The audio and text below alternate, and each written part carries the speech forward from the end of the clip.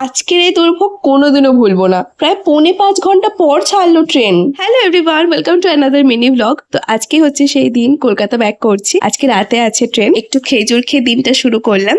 এখন একটু কাজও আছে, তাই ভারী খাবারের জন্য দুধ ওটস বানিয়ে নিচ্ছি, সাথে একটু কলা স্লাইস করে নিয়েছিলাম। তারপর সকালের ওষুধটা খেয়ে বেলার দিকে একটা আপেল খেয়েছিলাম। রাতের ডিনারটাও করে নিয়ে যাব। ও আজকে অফিস থেকে তাড়াতাড়ি ফিরবে, এসে লাঞ্চ করবে। তো লাঞ্চেও হালকা খাবারই রেখেছিলাম, একটু বাঁধাকপির তরকারি করেছিলাম, সাথে একটু সেদ্ধ ডিম। তারপর 4টে নাগাদ একটা ডালিম খেয়ে নিলাম। আর দুপুরে বানিয়ে রেখেছিলাম একটু ডিম, পেঁয়াজ আর মটরশুঁটি দিয়ে ম্যাগি।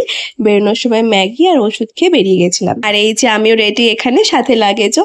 আমাদের রুম থেকে প্রায় 10 মিনিটের ডিস্টেন্স মেট্রো স্টেশনে। তো স্টেশনে বসতে না বসতে মেট্রো ঢুকে গেছিল, আর দেখো পুরোই ফাঁকা ছিল। যাই হোক, এখান থেকে আমাদের এবার 2টো মেট্রো চেঞ্জ করতে হবে। স্টেশনে পৌঁছতে না পৌঁছতেই চক্ষু হলো চড়ক গাছ। ফোনে এলো নোটিফিকেশন কিনা আমাদের ট্রেন ছাড়বে 4 ঘন্টা লেটে। এত মাথা গরম হচ্ছিল যে আজকেই এমন হতে হলো। অগত্যা মাথা ঠান্ডা করার জন্য খেয়ে নিলাম একটা লেবুর শরবত। ভাবলাম এতটা সময় ওয়েটিং রুমেই কাটানো যায়। বাড়ি থেকে পরোটা তরকারি করে নিয়ে এসেছিলাম, তো সময় মতো ডিনারটা করে নিলাম। তারপর ট্রেন অ্যানাউন্স হলো, তখন বাজে 12টা 25। আমাদের ট্রেন স্টেশনে ঢুকছে সবে। অ্যাকচুয়াল টাইম ছিল 8টা 20, আর যখন ছাড়লো প্রায় 1টা বাজে। মানে জাস্ট ভাবো। আর শরীর দিচ্ছিল না, এবার ডিরেক্ট ঘুমোবো। আজকের ব্লগটা এখানেই এন্ড করছি। কালকে সারাদিন ট্রেনে কি খাচ্ছি, কিভাবে কাটাচ্ছি, সেটা তোমাদের সাথে নেক্সট পার্টে শেয়ার করছি।